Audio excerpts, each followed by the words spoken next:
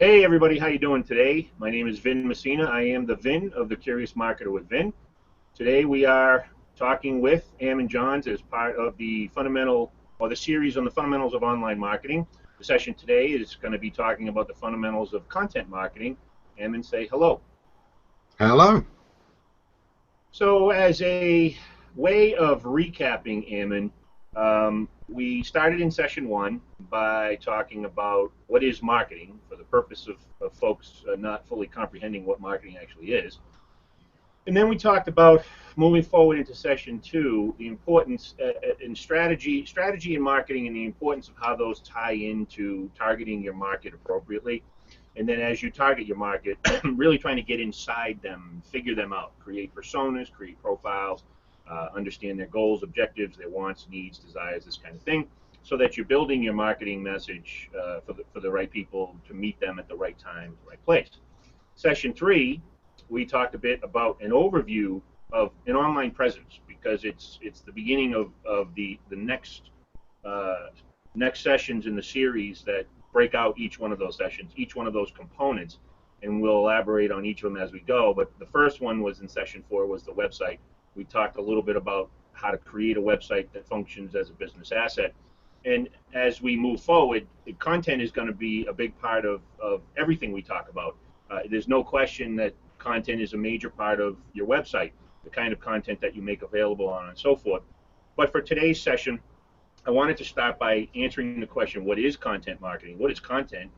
How do we get here in this evolution of how marketing is conducted? And how do we get started with content marketing? And what should we expect in terms of a contribution to our sales and marketing effort? And what are the pitfalls? What are some of the mistakes that we see a lot of small business owners in particular making, expectations, these kinds of things, execution? And we'll fill in the blanks as we go around those four topics. So let's get started with, from your perspective, what is content marketing? How did we arrive at this thing called content marketing?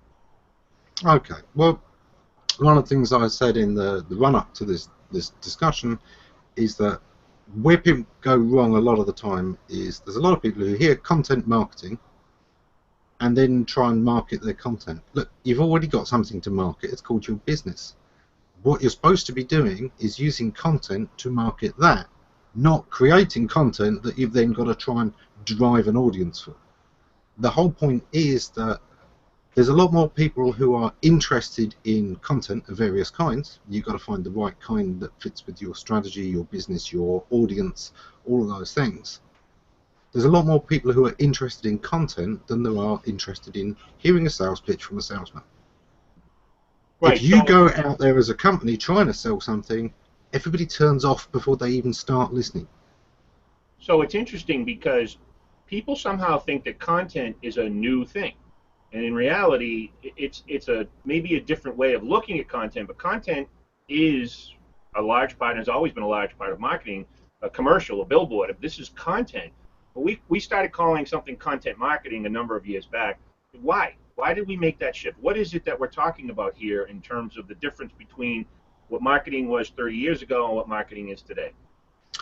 Online jumped on content marketing a couple of years ago, but of course there was content marketing a long time before that. In fact, in the 50s and 60s, almost every business would have a brochure or a newsletter that it sent out to customers to keep them updated on what was new, what was happening, and better ways to use their product, more ways to get more out of it. And that was well established back then. It wasn't always just known as content marketing. Sometimes they just refer to it as print, full stop.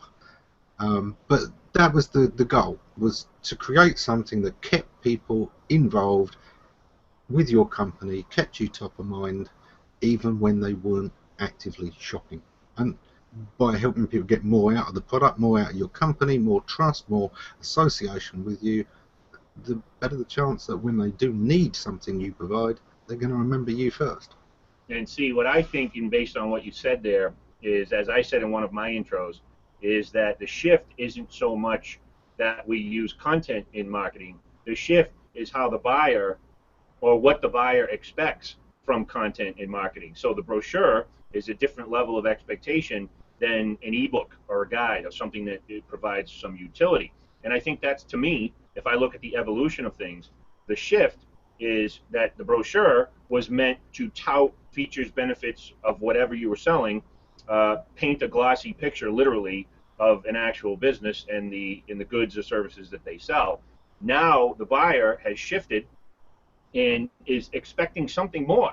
And depending upon the business model, of course, the buyer is expecting something useful. There's a consultant out there named Ian Brody. He calls it value in advance. And it's a great way of saying you're providing something to them before they sign up with you.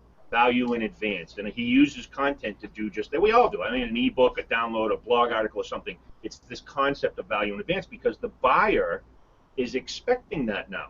So I think, to me, that's what the shift. What do you think? That's part of it. I mean, there's so many different forms of content marketing. There are so many different objectives.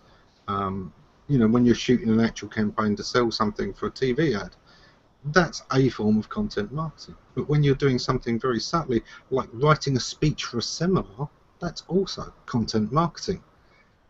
Because you're usually positioning your expertise in order to get hired later on. That's why you do the conferences.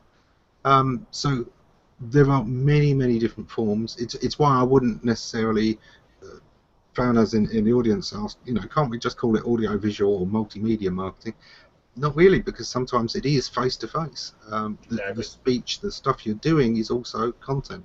Yes, in fact, we talk. A mentor of mine and I talk about a sales conversation as something that can be part of an overall content strategy because you have to really manage to that sales conversation, and that sales conversation can be planned. It's a face-to-face, it's a live event. Of course, there's other forms of content that will supplement that meeting, but absolutely, the conversation is 100% content. It's interesting that you say that because I think it's very, very important for people to wrap their heads around. But it's interesting, you're also talking about something that I think is important, and that is purpose. You know, everybody sort of wants to give something a definition, or this is what this is, and this is what this is. And in reality, the word depends always comes into play. It depends. It depends on really what is the purpose of this? What are we trying to get done? How is it going to help us achieve the objectives that we've established? How is it going to enhance our ability to execute on our strategy, our plan, and so forth? So when we look at purpose, give us a couple of examples for me. We're talking about what is content marketing, but let's compare the couple of the things that you said. But let's look at a seminar, maybe a blog article, and a video intro on a homepage. Now, these are three distinctly different types of content with different purposes. Let's talk about that.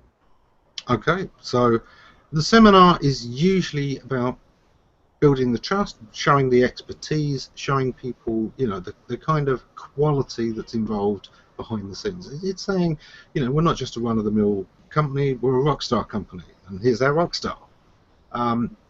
Often there is a particular thing they want to discuss in that, which is often where they want funding for research, or they want people to buy into this or support it. So it's not always a direct sales thing. Sometimes the sale is indirect, but they're still selling something. They're often selling support my movement, or support my cause, or support my research. So that's one of the things there. And the softer the sell, the better. The less you mention your company, the more people are respecting the expertise and wanting to get in touch with the person. The more you seem like a salesperson, the more they will disengage from the conversation, because now you're somebody who's on a stage and you're a salesman, and we all know salesmen, oh, we can't trust what they say, they'll say anything to get the sale. So soft sell every single time. Okay. And so what's interesting then is we can talk about high level purpose as, let's say, conversion. Or one purpose of content would be some sort of a conversion or an awareness campaign of some sort, right? But let's talk about that. Some forms of content are meant to encourage an immediate conversion. Some forms of content are meant to encourage a conversion that would sign somebody up for other things that would get them to convert. So you sign up for a blog, you get articles. You sign up for an email newsletter, you get articles, on and so forth. You know, the whole concept of gated content. But the point is when what you're talking, what I'm hearing, maybe because it's what I'm used to, is the purpose of the content is largely aligned with where in the quote unquote buy cycle or buyer's journey, or from the buyer's perspective, where are they and what do they need at that particular point in time? And that oftentimes is something that gets ignored to someone's peril, to a business's peril. And that's when we say, how do you get started in content marketing? I go back to session one when we talk about strategy and what marketing is within building a strategy. What is our business strategy?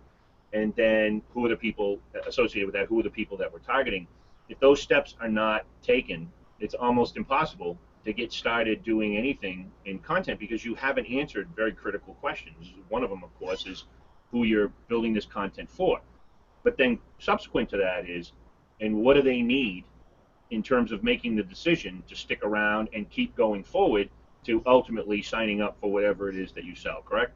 Yes, absolutely. And I often think that the simplest way of approaching it is to think of obstacles. We know that the journey is we want to be known, we want to be chosen, and we want to be referred. Now, what are the obstacles to each of those steps? Do they know about us? If they don't, why do they not know about us? Is it because something else is so obvious they just go to that straight away, or is it because our brand isn't out there? If our brand isn't out there, where does it need to be and in what context? And then you devise the content that will put it out there in the right places, in the right context, to the right audience.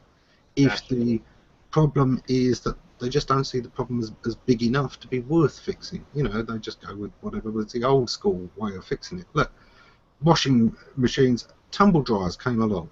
Didn't depend on the weather to be able to dry your washing. But you know what? People had got by for millennia without them. So when they first came in, well, it's a luxury product. It's something people would only get as a trophy purchase.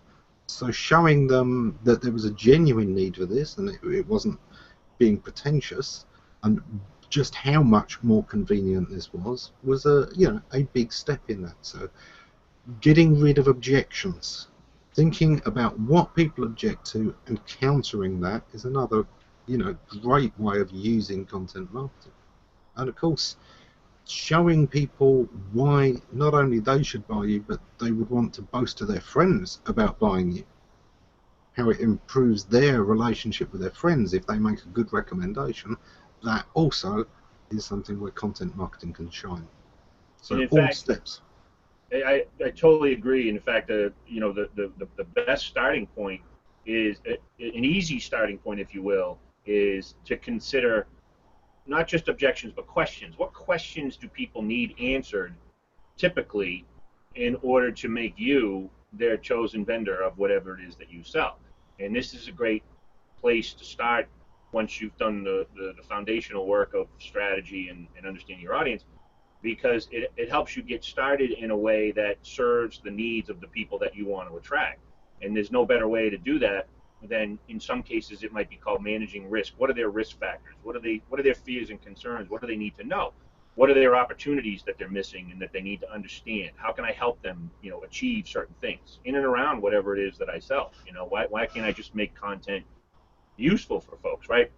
But these questions need to be answered prior to launching a blog, prior to going out half cocked out on Google Plus, Twitter, and LinkedIn, posting articles. Really sit down and try to think, what am I trying to get done here, and with who? What do they need? Well, let's fill a content plan, if you will. Now, this gets far more complicated as we get into bigger companies with multiple global business units, with multiple global business products and services on and so forth. But for the average small business, the business owner, if you will, can really get going in this content marketing from a web perspective by considering, what questions do people have as they move along in their own ecosystem. So I think that a plan is a good place to start. Well, once you've got your strategy, put together a content plan that says, well, what are we trying to achieve, and how are we going to do that? What are the odds?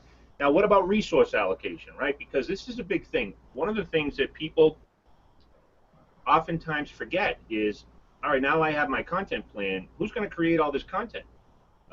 Blogging is not something that happens in 5 minutes every week. Even social media and publishing and engaging. These are things that take time. Having people write ebooks, these take money. This takes money. Having videos created, this takes money. From a resource allocation perspective, what are your thoughts in terms of investments? A lot of companies get this completely wrong, and when I say a lot of companies, I can think immediately of a lot of marketing companies doing this completely wrong.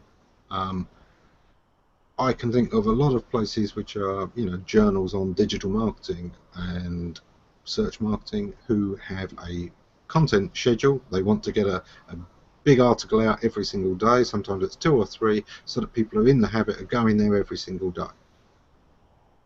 And they allow substandard copy to try and hit that target. And do you know what? The meaningful stuff still ends up being once a month. It's just now there's a lot more people producing a lot more rubbish before they're getting that one great post a month. And don't do that. Look, blogging isn't necessary for every business. One of the biggest mistakes I heard people in the late 2000s saying is, we've got to have a blog. No, you don't have to have a blog. You only have to have a blog if you want to demonstrate a particular knowledge and ability to converse with your marketplace. And think of a blog as a conversation. And if you don't already have an audience to have a conversation with, a blog is the wrong strategy. If you have a blog that's like, here's what I did this week, it's not usually going to interest very many people, unless you are doing this in a particular way that has an appeal. You can do comedy blogs that can work wonders. Imagine you're selling slippers, ordinary slippers. These aren't bionic slippers. They don't climb up walls. They don't do anything very fancy. How do you sell slippers? They're ubiquitous. We don't really respect slippers. One thing is you could do a blog that was in the style of a master slipper craftsman, and it's deadpan humor. It's somebody who's way over the top passionate about slippers. They can touch material and tell you exactly which pair of slippers it's come from. That kind of thing can sometimes be very cute, very different, and make your brand stand out. Go ahead, sorry. There's TV ads where we remember them not for what it says about the product, but for what it says about the company, because they make us laugh. The critical thing that you're saying here, and you say it over and over again, is that the content should fit the business, and it should fit the business objectives, and obviously resource allocation and whatnot. And I think the mistake, a lot of it, if we just use blogging as an example, there's a lot of information out there that says you got to blog 15 times a day in order to get any benefit for SEO, search engines like this and like that. And so you've got this army of small business people trying to create oodles and oodles of blogs. Because they think that it's going to help them rank on and so forth, and then they're ignoring their business. So they don't have a real solid, I think, foundation of understanding of, what are we really trying to achieve here. So the point is look at your business before you go off and start, creating content that fits some formula of someone else's business. I think this is a big thing. Context of the business style, the business model, I think is really, really important. But another thing that you talked about is quality. The quality of something, it's a very interesting topic for me, because when you're dealing with designers and artists and creative types, I've had some of these minor debates with folks on quality is, from a business perspective, really only it's a measure of how effective something is as a business asset. If it goes beyond and above and beyond that, it becomes you're beyond a break-even point, if you will. It's no longer producing business results. It now should be on the list to be nominated for an Oscar, because now it's a movie. It's not something that's meant for business asset. So when we look at how we get started with content marketing, really let's talk a little bit about business value, not return on investment per se, but let's talk about this concept of epic, viral. These things make my skin boil. Because what is the definition of epic, and is it even necessary? So this is a nice lead into or from the notion of budget. But what let's talk about epic. I keep seeing this over and over again. But what is epic to you? I would say that what we're usually talking about with that kind of thing, when somebody says, "Oh, it's epic," what they mean is evergreen. It's the stuff that lasts. It's the stuff that people are still going to be linking to in 2-3 years' time. Not something that it's flavour of the month this month, and then next month it's all forgotten about. And sometimes following the trends on social media or talking about the latest updates to various things, that's never going to last. unless you add more depth into this. I think one of the things, I'm one of the worst bloggers in the world, because I will spend 2 days writing a blog post. But that's because I have things I want to say. I want to say it in a particular way. I want to get a particular message across. I want to educate people, and I want to do it in a way that makes them feel good if they knew it, and teaches them something if they didn't. Because either way, that's improving my value to them. Improving my value to them is where I was literally going to take this next, because epic to me is subjective, to say the least, but it's also something that I see marketers in particular think that it's about what they think is epic. In my opinion, and I guess I don't have the data to prove this other than I think it makes sense, is that epic is the value that it provides to the user, the audience, the person you're trying to attract. And Yeah. so epic is not a definition of the quality of work per se, the length of the work, the bells and whistles that come along with it, as much as it is, did it do what it was intended to do for the person. So someone like that guy Neil at Sprout, whatever, he writes ebooks that cost $50,000, right? These massive online, they're encyclopedias of links and connection, blah blah blah. And so people then say, well, that's what I have to do in order to create useful content. And I disagree completely. My content is not epic, but um, I know people find some of what I do very useful. So I don't necessarily feel like I have to have that standard of epic in order to make it a business asset, right? Or have value to growing my business. What do you think? It's one of those things. I do aim for longevity. I aim for content that will last a lot of the time. Not with everything, not with every social media post or something, but every time I'm writing a piece for a blog, I want something that I think I'm going to be able to refer back to and still be proud of 2-3 years down the line. When we started this series, it reminded me of a classic discussion I'd had in a forum back in 2004, 2005, where we talked about what is marketing, because a lot of SEOs stumbled into the field. They'd never had in training in marketing, and they had that standard thing where people think marketing just means advertising, and of course it's a completely different thing. That thread is something I still send people to today. It's something that people have cited me for and mentioned across the years. 9 years later, it was still picking up links. So yeah, that's reasonably epic. I think that's kind of where you want to be going. If you think of those, let's say it's a masterpiece. This is showing your mastery. It's showing your level of knowledge, technique, skill, rather than filler. It's not something you're just doing quickly because you've been paid to do it. It's something where you've put your passion and the state of your art into it. Yeah, I think that's an important consideration. It's not filler. Um, I think that, well, you look at someone like Seth Godin. He writes 3 sentences and it changes your life. That's epic. It has nothing to do with length. It's the words that he chose, the context of when you read it on and so forth. And I totally agree with the concept of when you put together a blog article, you're looking for it to be something that has longevity, something that you're proud of. It will stand the test of time, 2 to 3 years, where you can still refer to it. People are still linking to it on and so forth. I think the concept of, I think what you're saying is that it's the utility that you provide, not necessarily the standard that you set for yourself. Because I think the standard for you is to provide utility.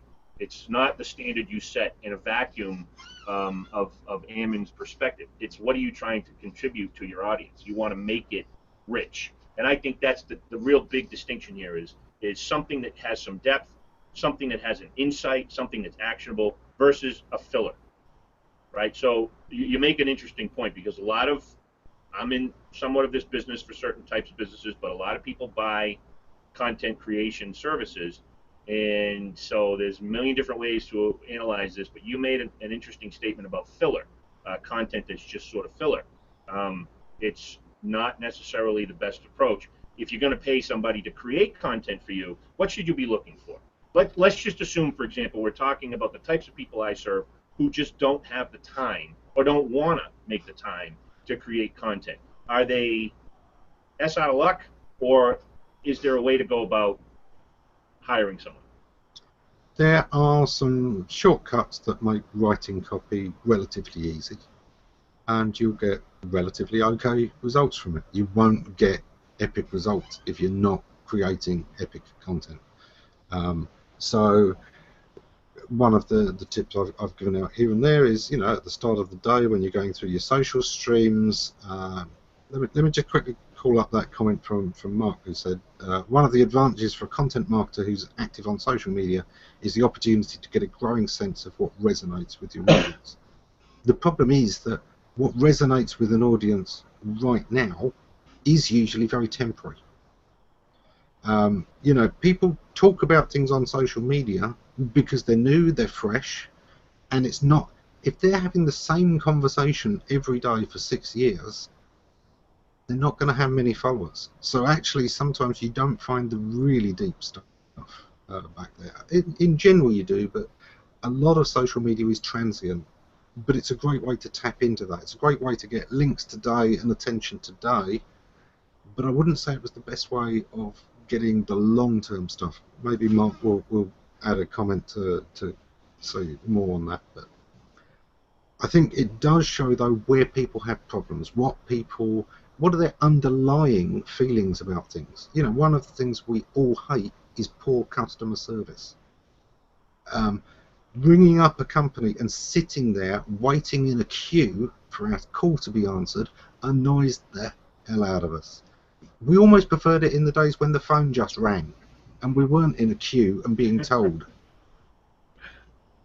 You know, well, okay, great, you're busy, you haven't picked up the phone. But hang on, you've invested in a system that answers the phone now, but instead of serving me, it plays really tacky music in my ear. What's wrong with having it read out some useful FAQs instead of that awful music? Okay, so you can pick long-term trends there in what people like and don't like and address those, and that can create better kind of content. That can create stuff that lasts. I want to challenge you on one thing, and it's not necessarily a direct challenge because I largely agree with what you're saying. Your audience in particular, and in particular because of who you are within your market, a lot of who you write for are people like you who use your articles to bolster their own content. So you're sort of a subject matter expert to the subject matter experts. And that, I know that's just one thing that you do, but I want to make the distinction because, as an example, I started when I'm in front of my clients, like dentists, oftentimes what I'm listening for are I guess fundamental flaws in what they're thinking. And so sometimes, like recently, I just wrote a very, very short article about how to view SEO in terms of ranking versus conversions. I wanted it to be brief because I want it to be helpful in terms of showing people how to think about something, not necessarily super rich, super epic, super deep on how to do something. It's more or less a shift in their thinking, which I'm starting to see more and more. We've experienced this together online, that sometimes people need what we call it a paradigm shift, to be cliche, but it's a short little brief that says, I know you think this way, this is really a better way to think, and then here's why, and be done. And that actually might not be a long term, because that could be a trend. If this is the latest shiny object, you got to get away from that, right? That's the only distinction I make. It's the only challenge I want to make, because I recognize folks like you, Stone Temple Consulting, you, AJ Cohn, you create these unbelievably rich resources and blog articles because everybody in the business goes to them, linking to them and using them to demonstrate their own expertise, validating an opinion, if you will, right? So I'm more or less adding that flavor to say there's a spectrum, if you will, right? Yeah. Yes, there certainly is, but I've also written content for every kind of client you can possibly imagine, and there are similar trends there. It's all about what we were saying in episode 2 and what Mark's tapped into there. Mark's Wagner said, that he meant over time. So not an immediate pulse, but using social media to have a growing understanding over time of the pain points and needs of his audience, which is exactly what we talked about in episode 2, that one of the best ways to get to know your market is social media, because they're out there talking about it 100%. constantly. And so, yeah, absolutely, Mark, agree with that. Totally agree. Farnaz has asked, what if we're authentically talking about what we're able to offer and to be the hero of our story? This is one of those things, we often hear this in marketing now, tell a story, but you're not the hero. It's not your story.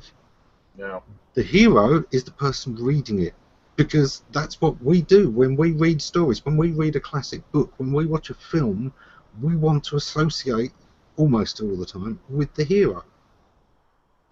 We want to experience that, and our character in this story is the helper.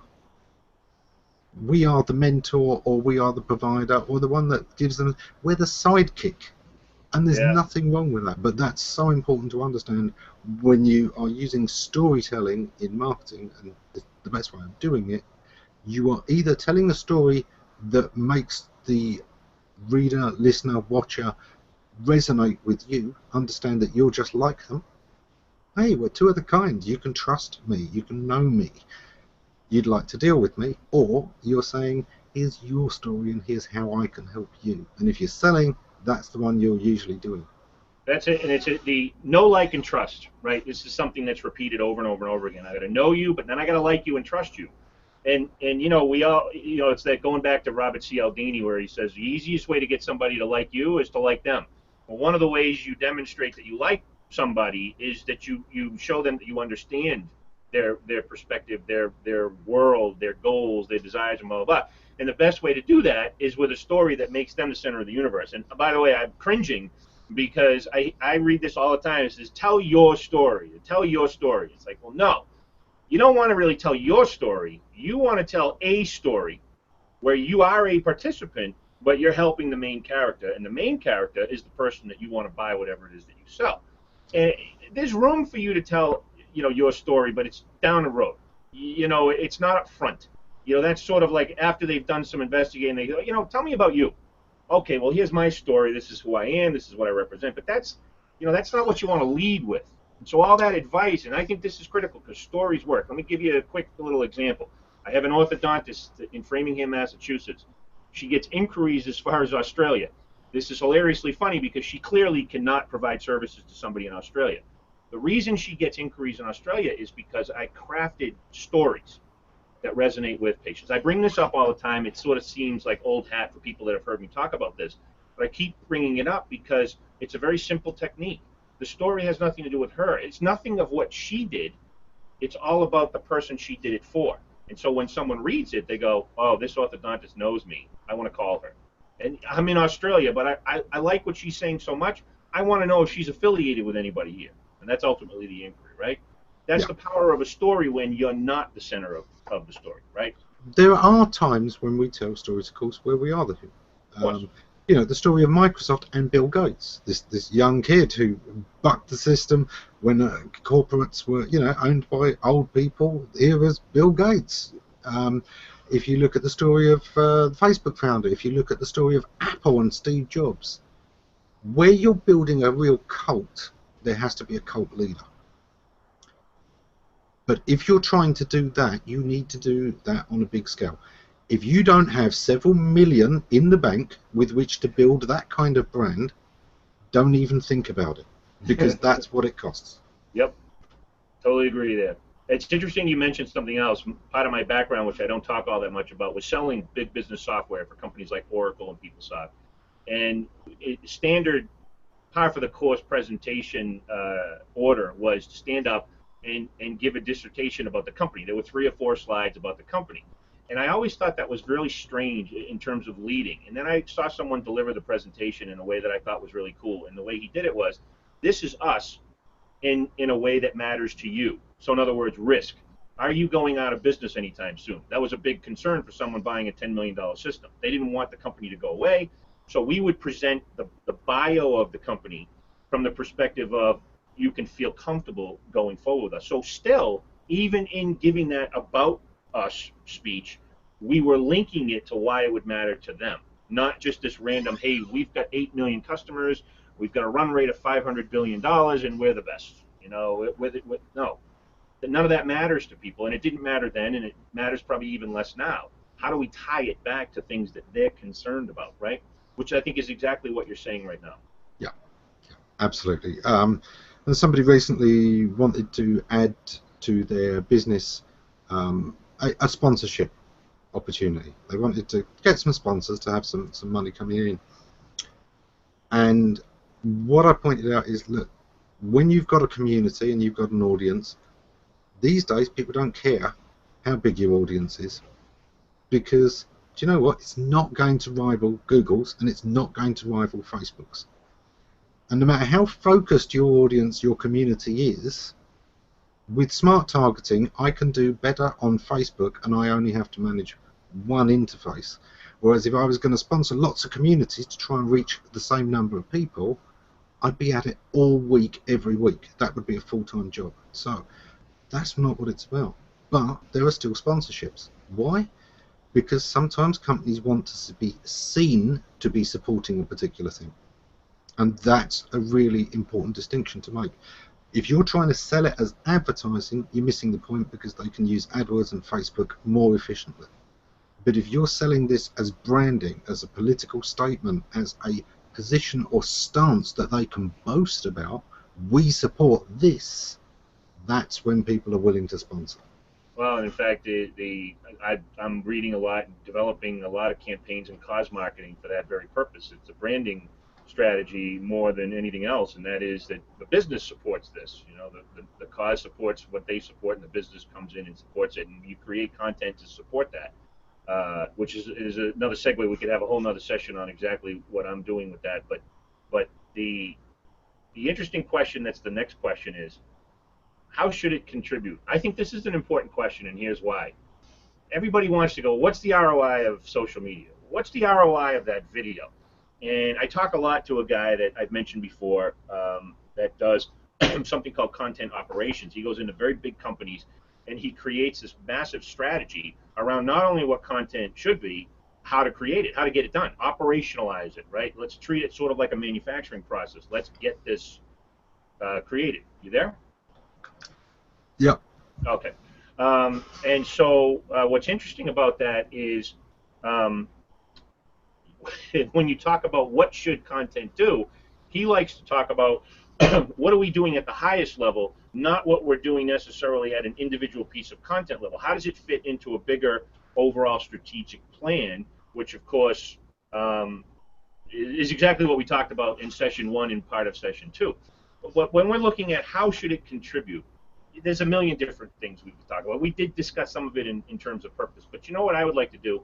Talk about the notion of something as simple as we're using it for search, or we're using it to bolster sales meetings.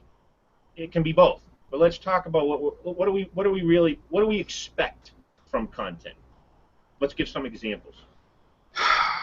This is going to be so dependent on exactly what you're trying to do again. Do you know one of the most brilliant pieces of content marketing I can remember in my lifetime? It's the Coke ad, "I'd like to teach the world to sing." Because there's nobody who doesn't remember it. There's nobody who doesn't remember the brand that was associated with it, and its message about Coke brings people together. In a way that alcohol is seen as, all that fuels arguments. Coke, great, that was memorable, and nobody has ever forgotten it.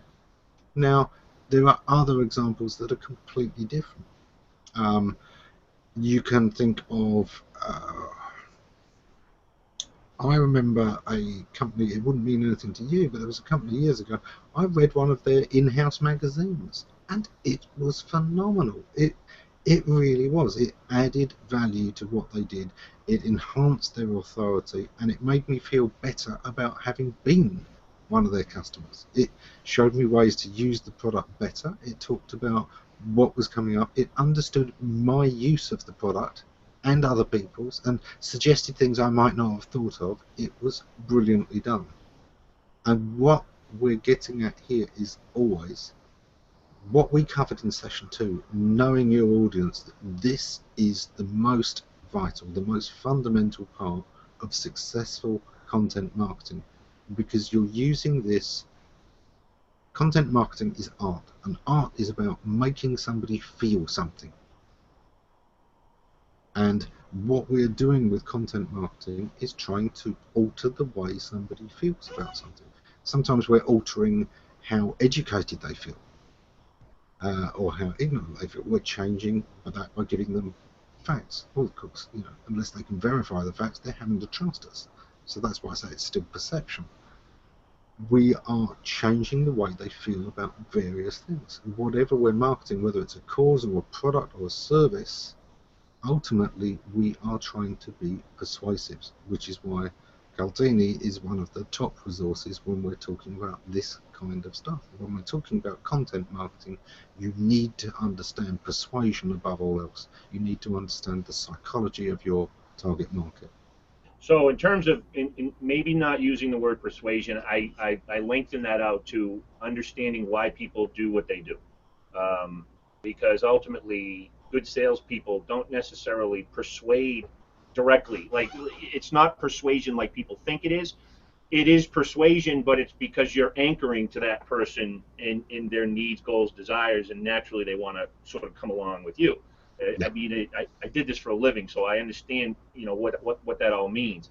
But I'll use an example in the industries that I serve. Let's talk about a lawyer. So someone is choosing a lawyer. There's a lot of studies out there that suggest by the time by the time they're ready to make a move, they've already got a list of 5 to 10 potential targets, potential lawyers that can provide that service. And maybe it's a smaller list of options if it's local. The point is content gets you on that list, particularly when you're in professional services. It's sticky. It's memorable. It's useful to a point where they want to keep coming back for more. And so at the time they need you, the content has already laid the foundation, right? So when we say how should it contribute, well, up front, it's awareness, but it's awareness from the perspective of being sticky so that you make that natural selection of vendors before they're even ready to sign up. It's so a conscious/subconscious thing. It's that part of being known. How are you being known? Well, you're being known as someone who gave them insight, right? So this is one of the things that I'm talking about. Then we talk about getting chosen. Well, being selected for whatever it is you're being selected for, if it's a download, a sign up, or a review, or whatever. Click on a link. That's a selection process. It's action, right? People got to like you and trust you. We're going to talk about this until we're blue in the face. Content. You talk about beliefs. It makes people feelings. It makes people feel like they can trust you. So the reason I'm bringing this up is because what we're after is not just the almighty conversion, the almighty sale. They're concepts that we're after as well. Expectation setting is really what I'm after. And what do we expect of content? Well, there's an awareness component to it. There's a selection component. And then when we talk about referrals, it's not talked about enough. But I know, for example, Mark Trepagan of Stone Temple Consulting talks to me quite a bit about their content is used in a referral chain when they don't even know the conversation's happening. There's conversations out there happening about Eric and Mark because of some piece of content that they created. So it's feeding a referral network, social or otherwise. Could be on or offline, right? So content feeds into those three major pillars of outcome for any great marketing and sales strategy, right? Yeah, exactly. Content is how you have a conversation with your audience. It's how you get your views across and how you can help them see that you understand their views as well. You're kind of having both sides of the conversation. When we talk about website content, this is exactly where I try and phrase this for people. Look, a website is a content rich platform, and what you're trying to do is have both sides of a conversation. You're trying to provide the questions that they want to ask and the answers that they want to find, both, so that they can click on the question that's on their mind and get the answer. Now, it's an interesting point. There's a nuance to that too, because not only is can the content be the conversation, but the content can support the conversation as well. It becomes, for example, a conversation piece. So I'm not creating this ebook just to get downloads to build an email database. I'm creating this ebook because I want to have a conversation with somebody. And I'm going to use this ebook as a conversation starter, as a centerpiece to talk around it, or not just between me and somebody, but between somebody and somebody. Here's a piece of content. You go talk about it and talk about it with other people, because I'm going along for the ride. I've created something worthy of people talking about. You see the reason I mention any of this is because you see way too many people say, create content that's shareable, create content that's likable, create images, create this, create that. It's not talked about enough that says, well, why don't you create something that becomes a conversation piece, something that's important enough that people want to talk about, right? Yes, absolutely. And it's one of those things, people, when they think about, making this something to share, they lie to themselves. They think, well, I'd share this. Well, of course you would. It's your business. Yeah, that's not a good. Now imagine that your biggest rival had written it. Would you still grudgingly want to share it? Would you go, damn, he has written the best damn thing there, I wish I'd done it? Because if not, it's not shareable. If it doesn't have that reaction, that if your worst enemy had written this, you'd still have to admire it, it's not good enough. That's funny. Yeah, I would share it. Well, yeah, because of course you would. But you're not your number one customer. So, well, we got about 10 minutes or so. Pitfalls are always important. I create a lot of brief content on how to avoid making a lot of mistakes that I've made, mistakes that I see people making out there in the real world. Let's just talk briefly about some of these things. Some of the big high-level things to avoid. I can start this off by saying, don't just go diving in and creating all this content until you've done the foundational work. That's I think one of the biggest pitfalls is you haven't done the upfront work, right? Yeah, and creating content because somebody's told you need to create content instead of because your market is demanding content. And because you have a great piece of content in you to share. You know that this is something epic people have always wanted to know. That's what you write. Omi in the audience and Oleg are having a conversation. Oleg is saying, look, you can't do this every day if you're trying to run your business and you're doing 80-hour weeks and you can barely remember what sleep is anyway. Trying to do content every single day is ridiculous. And he's absolutely right. You shouldn't even be trying. When you create a content time scale, this can be done if you've got lots of staff so that you can say, right, well, okay, on this day, everybody's going to produce a piece of content, and 50% of them are going to be rubbish, and we're going to throw them in the bin. We're only going to take the top 50. Everyone's trying to hit a home run, but even then, you're going to throw 50% away. If you've got that kind of budget, that kind of manpower, go ahead. Otherwise, you're not going to produce great content every day. It's like, quick, Vin, be brilliant right now.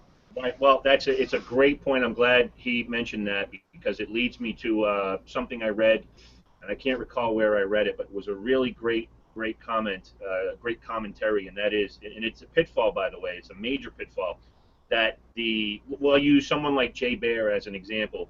Jay Baer talks about Jay Baer's content strategy today. What this person was saying is what you want to know is what was Jay Baer's content strategy when he was in your position, because it was remarkably different.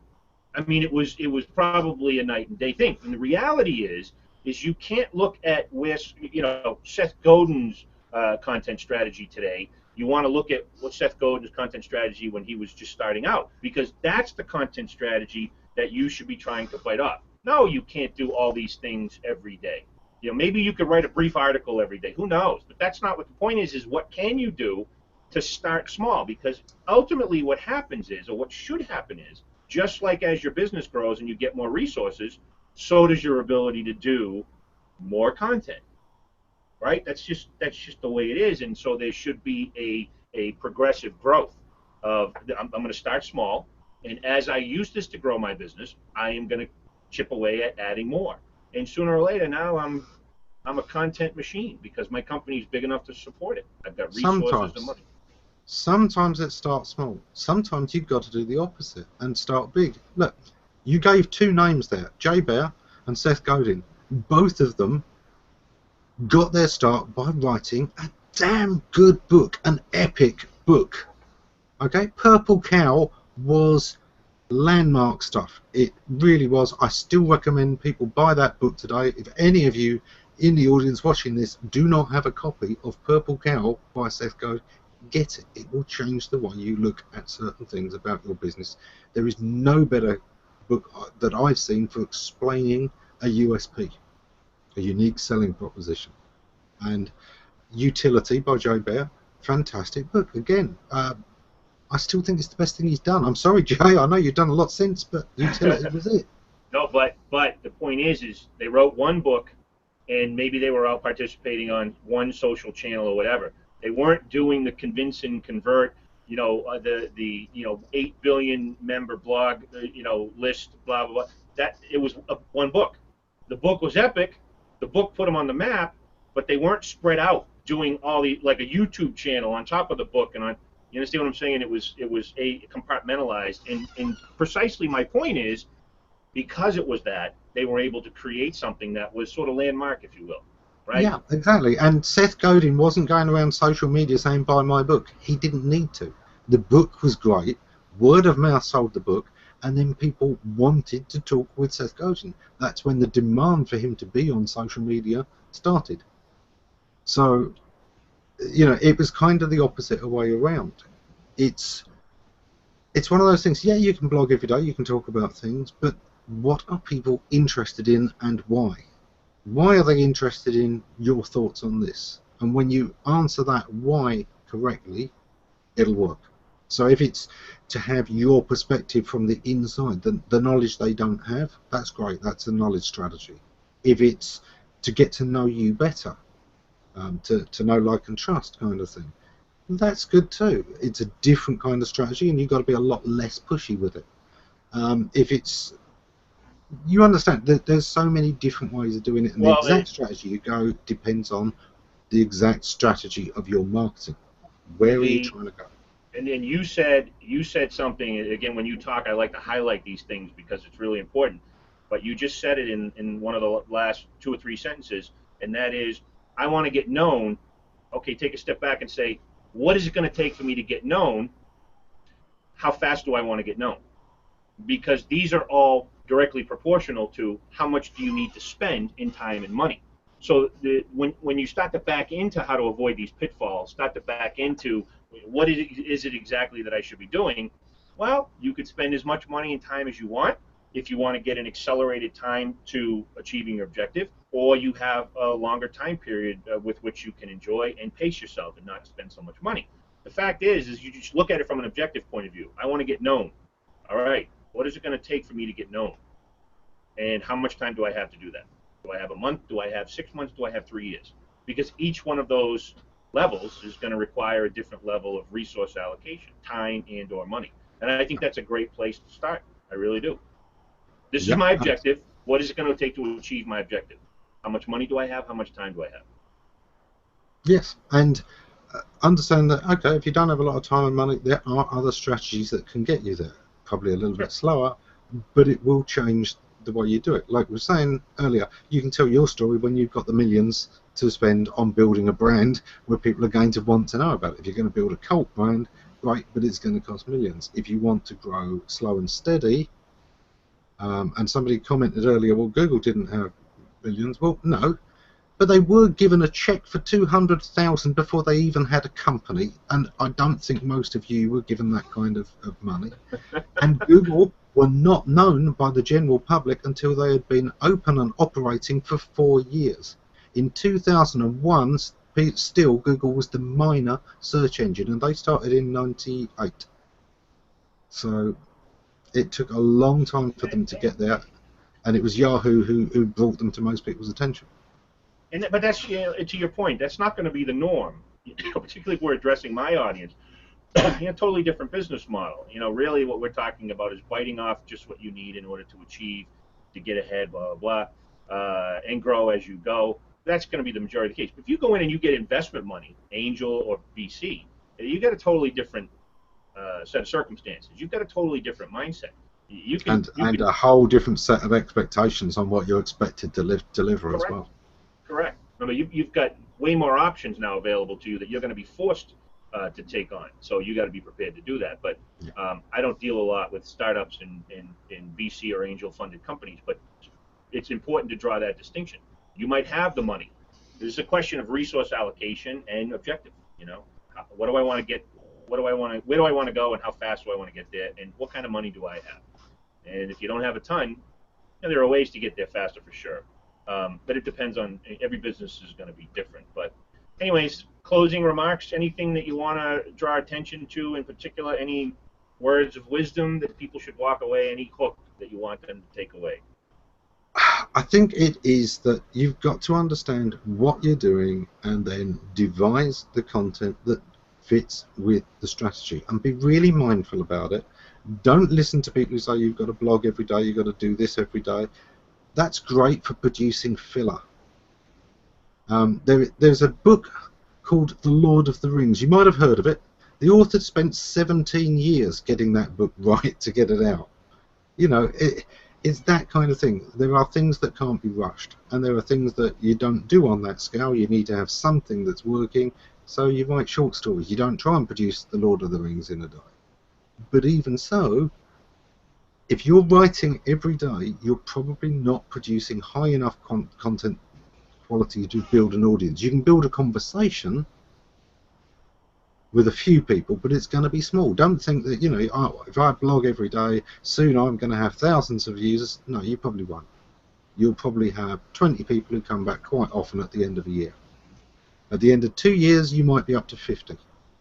At the end of 3 years, you know, you'll have taken it to a couple of hundred. But it's probably going to take you 5 years to get into the thousands by doing write something every day, have a conversation, because it's just not landmark enough. So sometimes you go, well, do you know what? Why don't I spend 6 months creating something landmark and then publish that? And that will probably get me straight away to what would have taken 2 years the other way. But it means I've got to go hungry for 6 months. It means for that 6 months, I'm not getting it building up incrementally. No, you're spending the time to produce the right thing. It's a good comment. Good way to end. So 2 weeks from now, I think we're talking about social, but I might change that up. There's a couple of other topics that I might bring in between that. But one way or another, the conversation on content is not over, because content is going to be the fuel that fuels the rest of these tactics that we're going to talk about. So there's a request for Peter Lund's question. Yeah, Peter was saying, are there any USPs anymore? Yes, Peter, there are. We kind of talked about this in session 1, but there's always a USP. There's always that point of differentiation. There's always something new, different, valuable. Sometimes that's all about actually doing a better job of customer service, particularly in today's kind of market. There's been a tendency in marketing in recent years to take that olive out of the sandwich. There's this famous thing about, was it Southwest Airlines? It was somebody. It was an airline that saved 30,000 a year by taking one olive out of the salad. They used to have 3, then they did 2, and just that in all their meals added up to a saving of $20,000. And the guy, oh, brilliant marketer. Nonsense. Anyone can give less. Anyone can give less and save money. You know, that's not a marketer. That's a bean counter, or in this case, an olive counter. The point would have been to have made people pay more for the same salad, or made people appreciate the salad more. That's marketing. That's what a marketer does. Now, in that kind of environment, that often does mean that what we've seen companies do is, you know, go for the lean startup, the more lean supply chain, outsource all of these things, and we've seen companies, you know, react the opposite way. We're craftsman built, we're locally built, we still care. So every trend has its opposite. Every USP of somebody else creates a new USP because they've got a position for you to now be different from. There was a time when, you know, there were only 2 types of cars. There were sedans and coupes. That was it. Now look at how many different kinds of cars there are. Minivans. You've got the sports utility vehicles. You've got classic sports cars, you've got supercars, you've got sedans, you've got mini sedans, and I mean, you know, there's so much variety, and yet the demand still keeps growing. All of these cars are selling. The grains may get finer, but differentiation is always there. Hopefully that answers Peter's question. Good. Well, if there's no other questions then. We'll see you folks in 2 weeks. Thanks for coming by.